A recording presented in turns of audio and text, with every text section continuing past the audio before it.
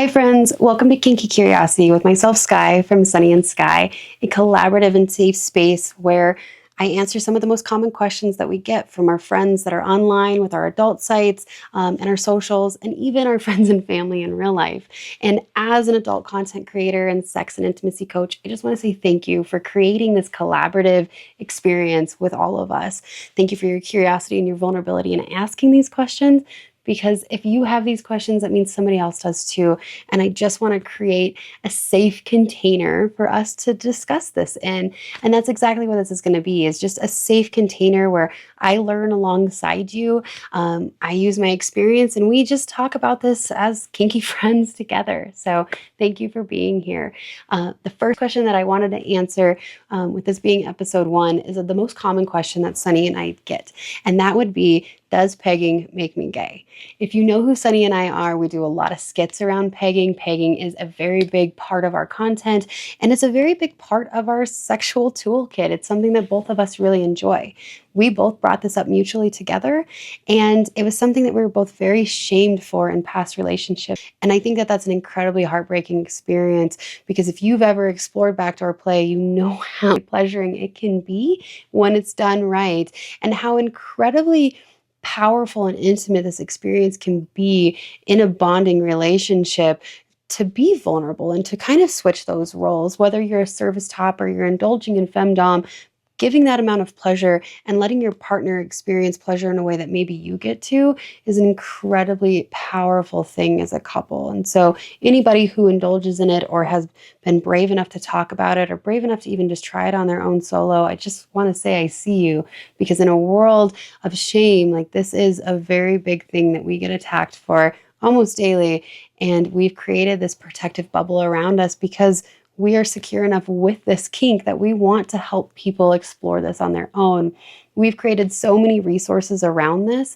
We have how-to videos on our page. We release a new adult video every week, so you can see kind of how our pegging has evolved from me being a service top and brand new to the space and learning this hand in hand with Sunny, to now diving into my more dominant side and being more of that like mommy femdom to a good boy. So we have evolved so much on our own power, and that's something that we'll talk about as well. But I just want to say it can be a really incredible experience to be able to make my partner feel that good and create such a safe container for a vulnerable type of play.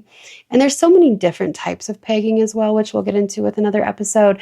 There's anything from obviously the really hard femdom, degradation and humiliation that you see when you maybe Google it into Pornhub kind of thing, to what we're really trying to cultivate with other creators is that intimate pegging that you see, this sensual, intimate, loving experience where I just get to make you feel good now, where we can switch those roles and I can take lead and make you into a melty love puddle and let you experience all types of pleasure that you want to experience without any of the shame or embarrassment that goes alongside it.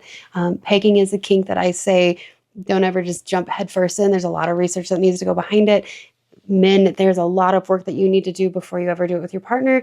And women, there's a lot of work on your end that you can do as well to kind of prep and prepare and get confident in this. Like, thrusting is something that you have to practice to get good at, kind of thing. So I hope you all find a partner that you feel confident in exploring this conversation with, safe enough to practice with, and safe enough to have these experiences with. So I digress. I want to talk about now, the question is, does pegging make me gay? No. I could end this video right here, but I want to dive into it just a little bit more with you. But the first thing I want to say when it comes to this question is that I just want to bring awareness to the fact that we do live in a world where not all sexualities are safe, not all people are safe in their sexuality, and we wouldn't be talking about this question if there wasn't so much shame around this question and around sexuality in general. So I just want to acknowledge that whoever you are, whatever you identify as, and whatever your sexuality may be, and it may be fluid in this moment, is that I just want to say I see you, and I wish that all things were celebrated. So I want to celebrate you here in this space. So thank you. And I do hope one day that we live in a society where we can all feel safe to explore, to be curious, to have those experiences. But until then, I want to just say that you are safe here with me. So pegging, does it make me gay? No, it doesn't make you gay. What defines a guy as being gay is literally the attraction that they have for another male, whether that is physical, emotional, or sexual attraction. That is the basis of a gay relationship. Toys do not define your sexuality. A piece of silicone does not define your sexuality. Not me playing with my husband does not make him gay in any means. Him defining his sexuality does, and I will support him if that ever changes. But our playing and our playtime and our kinks, that does not define our sexuality. It just defines what we're into when it comes to pleasure.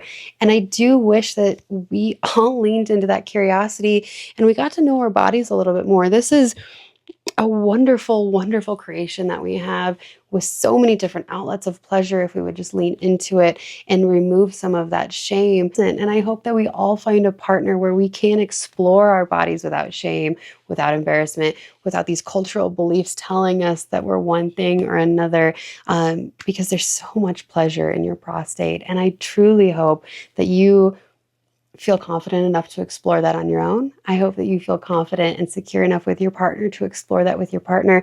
And partners, I hope that you feel confident and you have so much interest in your partner's interest and so much interest in your partner's pleasure that you lean into that with that curiosity and not this gnawing feeling of shame of, oh my gosh, my partner wants me to put my finger in his bottom. That means he's gay and he's going to leave me. Like, stop. We need to stop that narrative and just ask ourselves, like, oh my gosh, my partner would do this for me. I want to do that for my partner, and make this dynamic around this dialogue of curiosity and safety together. So, right, like, this is just a tool for pleasure. It's a toy, and I want to make you feel good. And the best part of that is I have my hands available to do that as well. So I hope everybody gets to lean into that curiosity. I hope one day we can remove shame. I hope one day we can open our minds to things. But at the base of it, pegging does not make you gay. You get to decide that, not a piece of silicone or your finger or a plug or a tongue or whatever you decide with your female partner. So now go have fun. Go talk to your partner.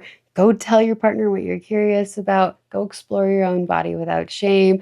Ask the questions, slow down, and just be curious. Thank you guys for being here. Mwah!